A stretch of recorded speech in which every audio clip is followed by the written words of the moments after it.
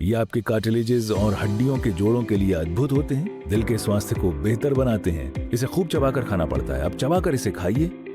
हो सके तो इसमें थोड़ा सा पुदीना या धनिया मिलाकर हर 3 घंटे में अगर आप इसे पीते हैं तो आपको सांस के इन्फेक्शन नहीं होंगे। तो इसे शहद में भिगोएं और हर दिन लगभग 3 चम्मच दिन में 3 बार लें। जिनकी उम्र 50 से ज्यादा है उन्हें ये हर रोज जरूर लेना चाहिए। देखिए, जैसे जैसे उम्र बढ़ती है, सबसे पहले आपके पैरों में कमजोरी आने लगती है। आप चल तो रहे होते हैं, पर भीतर कहीं ना कहीं वो जानवर जैसी फुर्ती, वो घोड़े जैसी ताकत खो चुकी होती है। पर क्या हो अगर मैं आपको कहूं कि आपके ही रसोई घर में ऐसे 6 खाद्य पदार्थ छिपे हैं जो आपके पैरों में फिर से वही ताकत भर सकते हैं। इनमें से कुछ तो ऐसे हैं जिन्हें अगर आप रात भर भिगो दें और सुबह खाली पेट खा लें तो आपकी नसों में जो आज जंग लगी सी लगती है, उनमें फिर से नई जान दौड़ने लगती है। ये सिर्फ खाना नहीं है, ये सदियों की परंपरा है जिसे आज विज्ञान भी सिर झुकाकर देख रहा है। तो चलिए जानते हैं वो 6 अनाज कौन से हैं और क्यों इन्हें खाने से बुजुर्ग भी घोड़े जैसे मजबूत हो सकते हैं।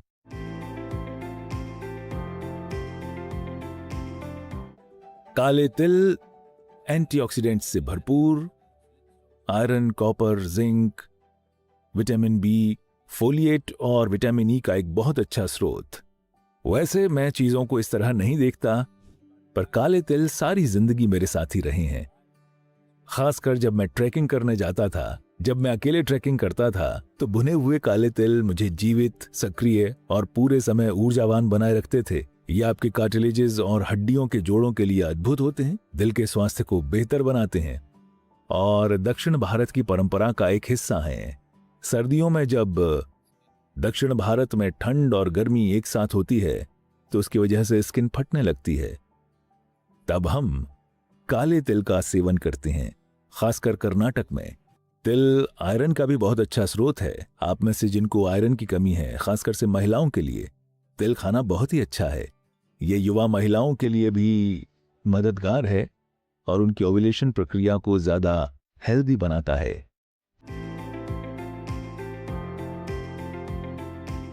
कुल्थी कई तरह की दालों में से एक है। ये धरती पर पाई जाने वाली सबसे ज्यादा प्रोटीन वाली दाल है। ये बहुत शक्तिशाली है, इसीलिए रेस के घोड़ों को ये कुल्थी खिलाई जाती है, जो कि अब हॉर्स ग्राम कहलाता है।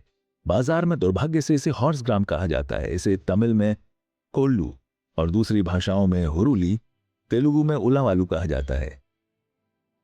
तो ये एक बहुत अच्छी चीज है, इसे अंकुरित करना अच्छा होता है।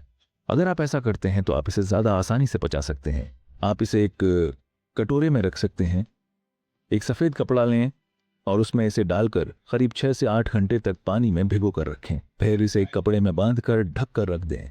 लगभग 3 दिनों में ये अंकुरित हो जाएंगे। अगर ये अंकुरित हैं तो आप इन्हें कच्चा ही खा सकते हैं।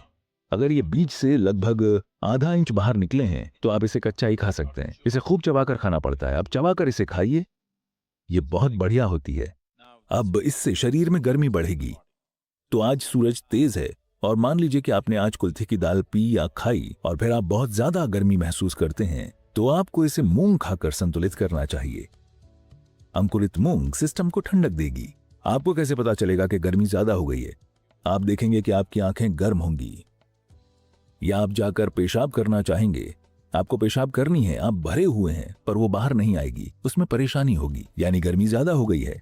अगर ऐसा कुछ होता है तो आप बस थोड़ा सफेद कद्दू का रस पी लें या थोड़ी सी मूंग खा लें या जरा सा अरंडी का तेल लें और इसे लगाएं, या तो नाभि के अंदर या अनाहत, विशुद्धि, इस जगह और कान के पीछे, ये 2 जगह अगर आप इसे लगाएंगे तो तुरंत 5 मिनट में सिस्टम ठंडा हो जाएगा। आप बाथरूम जाइए, बिना परेशानी के सब हो जाएगा। बस जागरूक रहें कि क्या कितना चाहिए, आज शरीर को किस चीज की जरूरत है, वही आप करें। इन सभी सालों में मेरी अमेरिका की यात्राओं के दौरान मुझे जुकाम नहीं हुआ, जबकि यह हर जगह बड़े पैमाने पर फैल रहा था। बस सरल सी चीज यह है कि गर्म पानी में थोड़ा सा शहद, थोड़ी सी हल्दी और हो सके तो इसमें थोड़ा सा पुदीना या धनिया मिलाकर हर 3 घंटे में अगर आप इसे पीते हैं तो आपको सांस के इन्फेक्शन नहीं होंगे, क्योंकि ये सभी इन्फेक्शन सबसे पहले आपके गले में होते हैं और फिर ये सांस की नली में जाते हैं। लेकिन अगर आप गर्म पानी में इन चीजों को पीते हैं, शहद, हल्दी और धनिया या पुदीना, तो वो पेट की थैली में चला जाता है और वहां उसका असर नहीं होता। वो आपको ज्यादा नुकसान नहीं पहुंचा सकते। इससे मुझे मदद मिली है। मैं सिर्फ आपको दादी नानी वाली बातें बता रहा हूं, चिकित्सा की नहीं। ओके, पर ये काम करता है। मेरी दादी के लिए कारगर रहा और मेरे लिए भी। अगर आप नल्लिकाई या आंवला को कुछ टूटी हुई काली मिर्च या हरी मिर्च के साथ शहद में रात भर भिगोते हैं, हरी मिर्च मैं उन लोगों को बता रहा हूं जो दूसरे देशों में हैं। हरी मिर्च का मतलब मिर्च नहीं है, इसका मतलब कच्ची मिर्च है। काली मिर्च जब कच्ची होती है, जिसे आपने दुनिया के अधिकतर हिस्सों में नहीं देखा होगा। यहां हमारे लिए ये आम है, ये यहां मिलती है। तो इसे शहद में भिगोएं और हर दिन लगभग 3 चम्मच दिन में 3 बार लें। ये सभी चीजें सबसे अच्छा तब काम करती हैं जब आप खाली पेट सबसे पहले इन्हें लेते हैं। अगर आप ये करते हैं तो आप अपने इम्यून सिस्टम में अच्छी खासी बढ़ोतरी देखेंगे। मैं कहूंगा कि 4 से 8 हफ्तों में व्यक्ति अपने इम्यून सिस्टम में बड़ा सुधार देख सकता है। मेरे जीवन में एक दौर था जब मैंने सिर्फ मूंगफली और केले पर जीवन बिताया, बस इतना ही। क्योंकि इसमें वो सब कुछ है जो आपको चाहिए। बस भिगोई हुई मूंगफली, बस इतनी मूंगफली रात भर भिगोकर और एक केला, इसमें आपका जीवन चलाने के लिए सब कुछ है। यह अपने आप में एक संपूर्ण भोजन है। अगर आप इसे 6 से 8 घंटे तक भिगोते हैं तो पित्त निकल जाता है, और इस भीगी हुई मूंगफली को अच्छी तरह चबाकर खाना। बस ये पक्का करें कि यह जेनेटिक इंजीनियरिंग की हुई बकवास नहीं है। एक चीज यह है कि शायद इसमें जेनेटिक बदलाव किए गए हों। अब वो ये नहीं लिखते कि किसमें बदलाव किया गया है और किसमें नहीं। एक और चीज यह है कि आप इस हद तक फर्टिलाइजर और कीटनाशक डाल रहे हैं कि मूंगफली अब मूंगफली नहीं रही। बस ये पक्का करें कि वो ऑर्गेनिक मूंगफली हो। अगर आप हर रोज एक गिलास सफेद कद्दू का जूस पिएं, तो आप स्पष्ट रूप से देखेंगे कि आपका दिमाग पहले से ज्यादा तेज हो गया है। विशेषकर बच्चों को सफेद कद्दू का जूस पीना ही चाहिए। रोज इस जूस को पीने से आप साफ तौर पर देख पाएंगे कि आपका दिमाग पहले से ज्यादा स्पष्ट और तेज है। रोज सफेद कद्दू का जूस पीने के कुछ हफ्तों में ही ये फर्क नजर आएगा। आप देखेंगे कि सुबह अगर आप कॉफी पिएं तो ये आपको ऊर्जा देती है, पर एक उग्रता के साथ। अगर आप एक गिलास सफेद कद्दू का जूस पिएं, ये आपको जबरदस्त मात्रा में ऊर्जा देगा, लेकिन साथ ही आपको बहुत शांत भी रखेगा। आप जितना ज्यादा ये पी सकते हैं आपको लेना चाहिए।